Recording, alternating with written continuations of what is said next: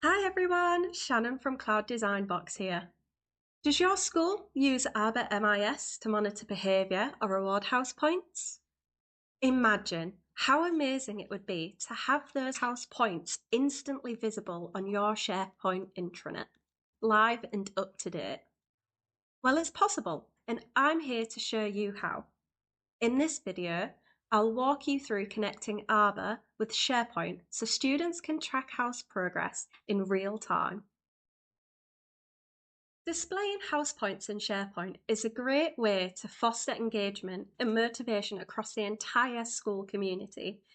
By making house points visible, students can track their house's progress, which boosts enthusiasm and encourages healthy competition. You may already display house points in SharePoint, but this may be a manual process where someone has to update this daily. Today I'm going to show you how to share house points in real time in SharePoint if Arbor is your MIS. In Arbor, go to the Students drop-down, Behaviour, Point Awards, and Totals. On the Behaviour Points Totals, you will see a list of the students. We will need to set up a filter. On the filter, select the date frame in which you would like, and then select Group by House. Once the filter is set, select the Download option, then Live Feed. On the following pop-up, give the live feed a title. Then, in the Output Format option, select JSON. Ensure that Require Authentication is ticked, as this will increase the security on the URL provided and prevents viewing the data if the URL is shared. Once saved, copy the URL as we will need this. Now we need to create a list for the houses and house points to be populated in. On the required page, select New, List. Under Create from Blank, select List again. Give your list a title and uncheck Share in Site Navigation. Add a new column, select Number. Then give the column a title. In this example, we're choosing house points. Next, over in Microsoft 365, we are going to make a quick Power Automate. Just a note, the account used to make this automation will need a premium license. So to begin the Power Automate, we have recurrence. I've set this to 1 hour for this example. However, there are various options in which you can choose from to suit your preference. The following action is initialize a variable, and we are gathering a list of current houses, and then under type you want to input string. Following this we have HTTP.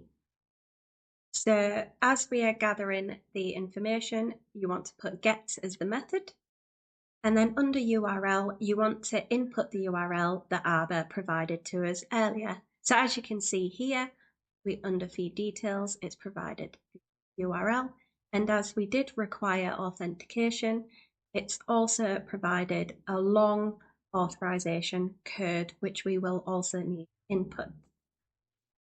So under headers, in the first box type in authorization, and then in the second box input that same long code. Ensure that you include the word basic also, as can be seen here, because the Power Automate will not work without this. Following that, we then have a data operation parse JSON, and we are under content, we have body, and then in schema, you'll want to input the schema here.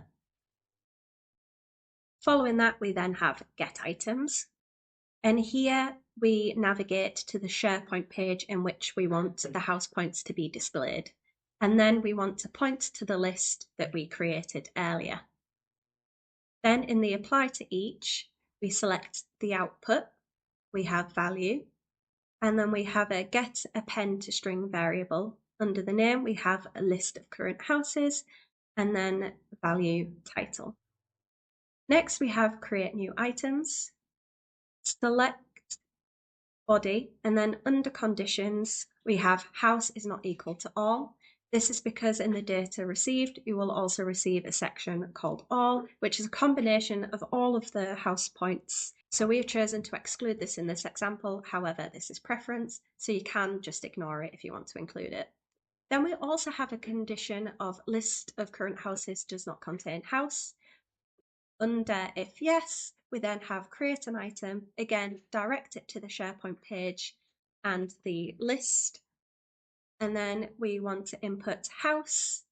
And then we also have an integer. You can see what that is in the black box. You may need to manually type this as it can be quite fiddly. And then following this, we have another apply to each here. And again, we have body in select output. And then again, we've also excluded all in conditions. If yes, we have get items. We again point to the SharePoint page and the house points list. And then the next is apply to each, select value, and then update item there. So again, point to the SharePoint page, point to the list, and then under ID, we add ID, and then under house points, we have year to date. This last step ensures that all of the houses created in the list will then continue to be updated every time it's updated in Arbor. Once the automation has run successfully, we then go back to the list in SharePoint and we can see that this has been populated and updated. Thanks for watching. We hope this tutorial helped you. If you found this guide useful, give us a thumbs up and subscribe for more step-by-step tutorials.